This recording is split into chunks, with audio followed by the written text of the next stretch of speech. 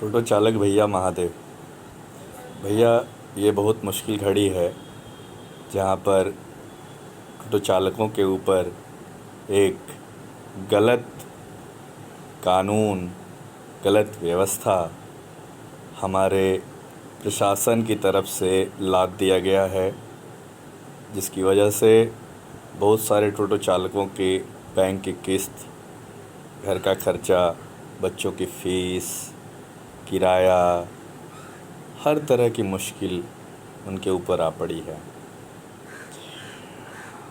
आप लोगों को मालूम है कि इस समस्या के समाधान के लिए हम लोगों ने मिल कर के सत्याग्रह किया, अनशन किया, जेल भी गए और अभी भी जब सरकार और प्रशासन हमारी नहीं सुन रही, ऐसी स्थिति में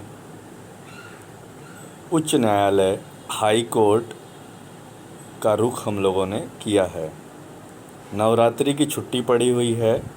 जैसे ही नवरात्रि की छुट्टियां समाप्त होंगी, हाई कोर्ट खुलेगा, हम लोगों की तारीख पड़ेगी और बाबा से हम यही प्रार्थना करते हैं, नवरात्रि के पर्व में माँ से हम यही प्रार्थना करते हैं कि ये जो नियम कानून, अत्याचारी नियम कानून बनाया गया, इसे जल्द वापस ले लिया जाए, हमें न्याय मिले और जल्दी ई रिक्शा चालक अपनी सड़क पर पूरे बनारस में अपनी गाड़ी चला सके, अपना पेट पाल सके, अपने परिवार का भरण पोषण करे, अपने बच्चों के सपनों को साकार करे।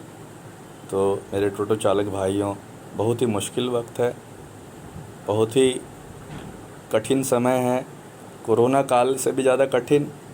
कोरोना काल तो एक वायरस की वजह से हुआ, जीवन हम लोगों का मुश्किल में आया, लेकिन ये समय हमारे कुछ अधिकारियों के अड़ियल रवैये, मनमानेपन, गलत निर्णय की वजह से आया है। एक दो व्यक्ति की वजह से 25,000 परिवार, लगभग 1.5 लाख लोग परेशान हुए हैं। बाबा कभी इनको माफ़ नहीं करेंगे, माता रानी इन्हें कभी माफ़ नहीं करेंगी। ये सबके परिवार में बड़े दुख का समय है। हम लोग जल्दी ही इस संघर्ष पर विजय प्राप्त करेंगे। ये जो नियम कानून बना है, इसको हम लोग वापस करवाएंगे। हमें भरोसा अपने न्यायपालिका पर, हम उसके चौखट पर हैं और हम लोग जल्दी ही ये बार कोड, QR पर स्टे ले लेंगे। यही हम बाबा से प्रार्थना कर रहे हैं और आप सभी टोटो चालकों से भी यही प्रार्थना करते हैं कि एक दिया ज़रूर अपने घर में बाबा के नाम का जलाएं, ताकि ये जल्दी नियम, जो काला कानून है, ये वापस हो जाए। आप लोग धैर्य रखिए, बहुत कठिन समय है, धैर्य रखे रहिए। हम लोगों की विजय होगी, क्योंकि हम लोग सच की लड़ाई लड़ रहे हैं। हम लोग किसी से द्वेष, किसी का अपमान, किसी को परेशान करने के लिए लड़ाई नहीं लड़ रहे।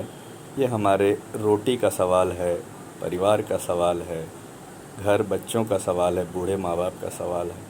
आप लोग बिल्कुल मत घबराइए, थोड़ा धैर्य रखिए। हम जल्दी ही इस पर विजय प्राप्त करेंगे।